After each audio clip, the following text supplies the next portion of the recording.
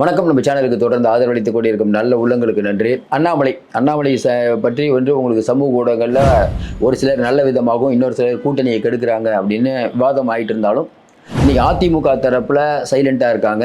அந்த பக்கம் டெல்லி தரப்புலையும் சைலண்ட்.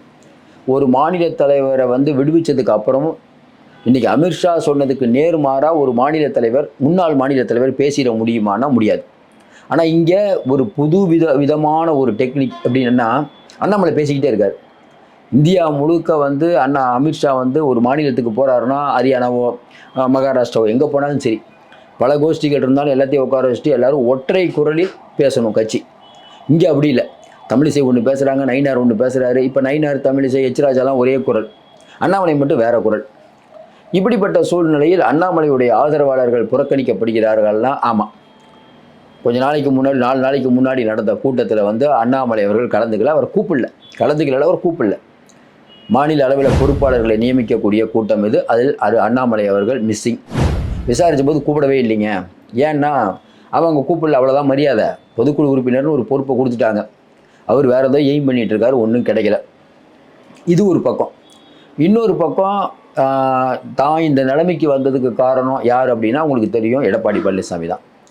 அப்போ எடப்பாடி பழனிசாமி முதல்வராவதை எக்காலத்திலும் அண்ணாமலை விரும்ப மாட்டார். அதில் வந்து அமித்ஷாவுக்கும் தெரியும், எல்லாருக்கும் தெரியும், எடப்பாடிக்கும் தெரியும். ஏன்னா எங்கேயோ போயிட்டு இருந்த அவரை ஒரு பெரிய சடன் பிரேக் போட்டு இன்றைக்கி வீட்டில் ஆடு மேய்க்க வச்சதில் பெரிய பங்கு இல்லை, முழு பங்கு வந்து நம்ம எடப்பாடி தான். அப்போ எடப்பாடியை வந்து அவர் முதலமைச்சர் ஆகக்கூடாதுங்கிறதுக்காக ப்ரெஸ் மீட்டில் சொல்கிறாரு, அதிமுக பிஜேபி கூட்டணி வந்துருச்சே, ஜெயிச்சிருமா. அமித்ஷா சொல்கிறார் இந்த கூட்டணி ஜெயிக்கக்கூடிய கூட்டணி. நயினார் சொல்கிறாரு ஜெயிக்கக்கூடிய கூட்டணி. தமிழிசை சொல்கிறாங்க ஜெயிக்கக்கூடிய கூட்டணி. ஆனால் அண்ணாமலை மட்டும் புது டோனில் சொல்கிறாரு, இல்லை இது மட்டும் பார்த்தாது, ஒரு விஷன் வேணுங்கிறார். இவர் தொடர்ந்து இந்த மாதிரி சொல்லிக்கிட்டே இருக்கும்போது அவருடைய ஆதரவாளர்களான ரெட்டி பிரமுகர் உள்ளிட்ட சில பிரமுகர், ஒரு 4-5 ஆதரவாளர்கள் தான், அவங்களுக்கு இப்போ பிரச்சனை. ஏன் இப்போ எந்த கோஷ்டிக்கு தாவறதுன்னு தெரியல. ஏன்னா நயினார் கோஷ்டினா அங்கே ஏற்கனவே ஆட்கள்லாம் இருக்காங்க. இவர் போனால் 10ஓட 11. ஏன்னா அண்ணாமலை அவர்கள் கூட இருக்கும்போது ஜெயிலுக்கெல்லாம் போகும்போது அண்ணாமலை சொன்னார், ஜெயிலுக்கு போயிட்டு வந்தால் தலைவர் ஆகிட்டார் அப்படின்னாரு. இப்படி பல சர்ச்சைகள். அதுக்கப்புறம் ஆருத்ரா கோல்டு நிறைய விஷயத்தில். அப்புறம் வந்து உங்களுக்கு தெரியும், மோடி வர விழாவுக்கு வந்து ஆள் அரேஞ்ச் பண்ண சொல்லி ஒரு லேடிக்கிட்ட 50,000 ரூபா பணம் கொடுக்க, அவங்க கூட்டு வரலன்னு அவங்க வீட்டில் போய் மண்டையை உடைச்ச கேஸ் அது வேறு இருக்குது. கொடிக்கம்மா கேஸ் இருக்குது, நிறைய கேஸ். இப்படிப்பட்ட சூழ்நிலையில் அவர் மேலே இப்போ கேஸ் போட்டு உள்ளே வச்சாங்கன்னா பிஜேபியை காப்பாற்றுறது போலது. வளைந்து நெளிந்து உருண்டு யார் வந்து இன்றைக்கி வந்து காலில் விழுந்தது அப்படின்னு எடப்பாடிக்கு எதிராக ட்வீட்லாம் போட்டார். அதிமுகவை எப்போன்னு காத்துட்ருக்காங்க. திமுக வெளுத்து வாங்கணும்னு காத்துட்ருக்காங்க.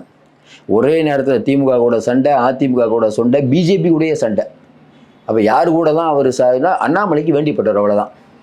அண்ணாமலைக்கு வேண்டியப்பட்டு நிறையா கல்லாலாம் கட்டியிருக்காரு அப்படிங்கிற மாதிரி தகவல். சரி, அந்த கல்லா கட்டினதை செலவு பண்ண முடியுமானா அதுக்கும் ஏகப்பட்ட செக்கு. அப்போ கமலாலயத்தில் இனிமேல் போஸ்டிங்னா இல்லைங்க, ரோட்டில் தான் நிற்கணும்.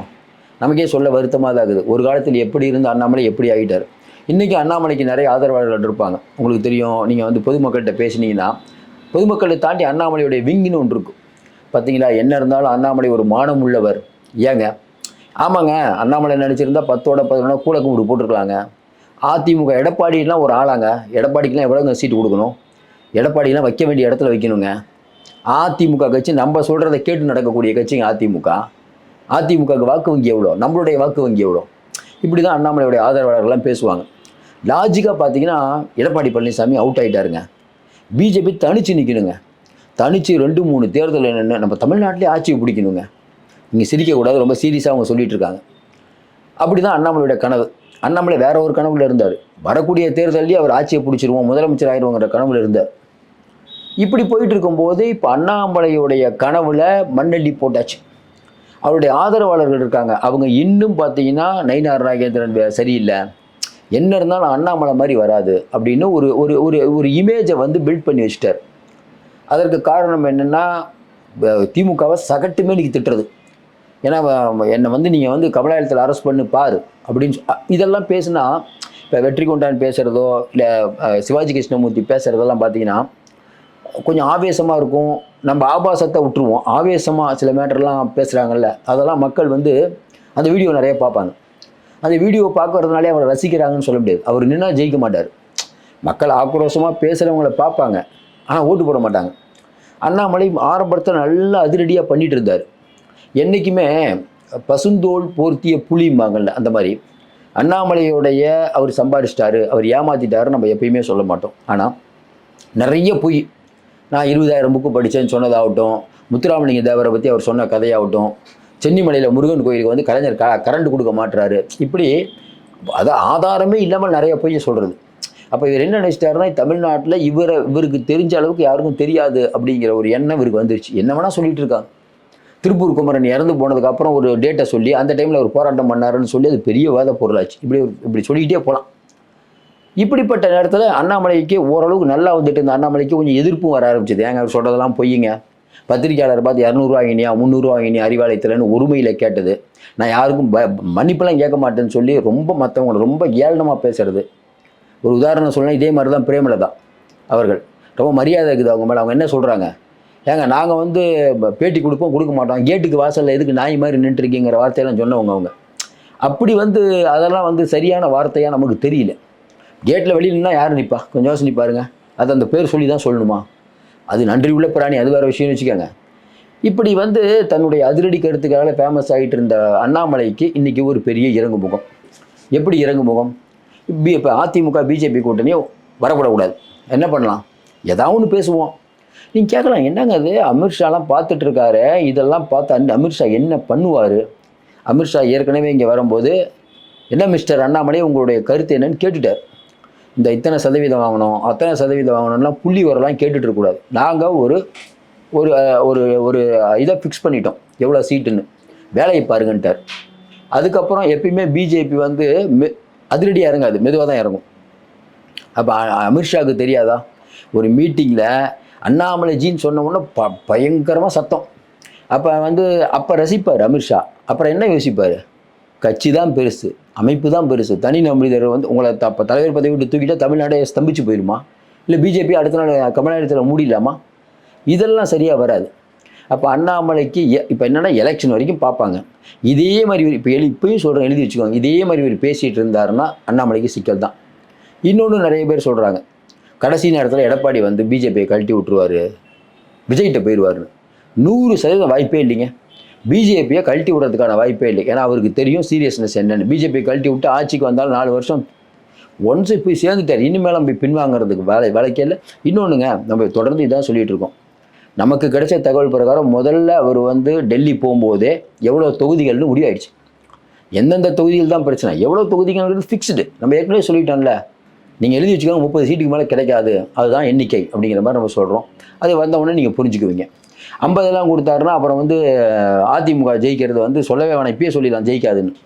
அந்த தப்பை எடப்பாடி பண்ண மாட்டார். இப்போ அண்ணாமலைக்கு என்ன சிக்கல், ஒரு 2-3 நாளைக்கு முன்னாடி ஒரு கூட்டம் நடக்குது. எங்கே கூட்டம்? அதில் யார் யார் கலந்துட்டா? நயினார், அரவிந்த் மேனன், சுதாகர் ரெட்டி, கேசவ விநாயகம், தமிழிசை, பொன் ராதாகிருஷ்ணன், எச் ராஜா. ஆனால் வந்து அண்ணாமலை வரல. கட்சி விதியின்படி 4 பொதுச் செயலாளர்கள், அப்புறம் 8 துணை செயலாளர்கள், மாநில செயலாளர்களை நியமிக்கலாம். இதில் யார் யார் பேர்?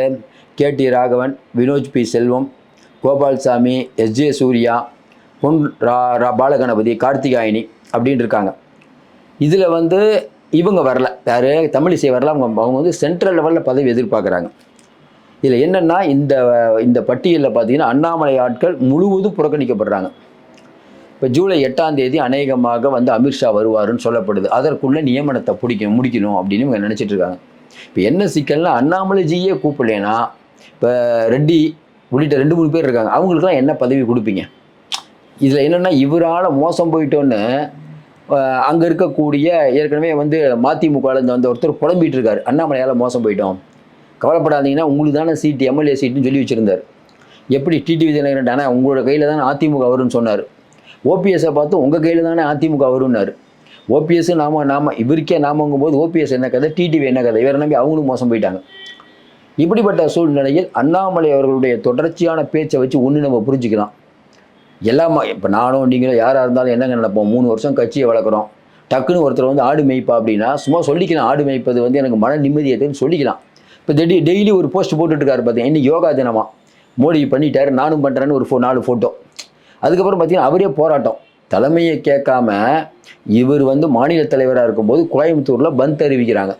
வானதியும் இப்போ சபாநாயகர் நம்ம இப்போ வந்து ஆளுநராக இருக்கால பொன் ராதாகிருஷ்ணனுக்கெல்லாம் எப்படி நீங்கள் அறிவிக்கலாம் என்ன கேட்காம சொல்லி இது நிறுத்தினவர் இவர்.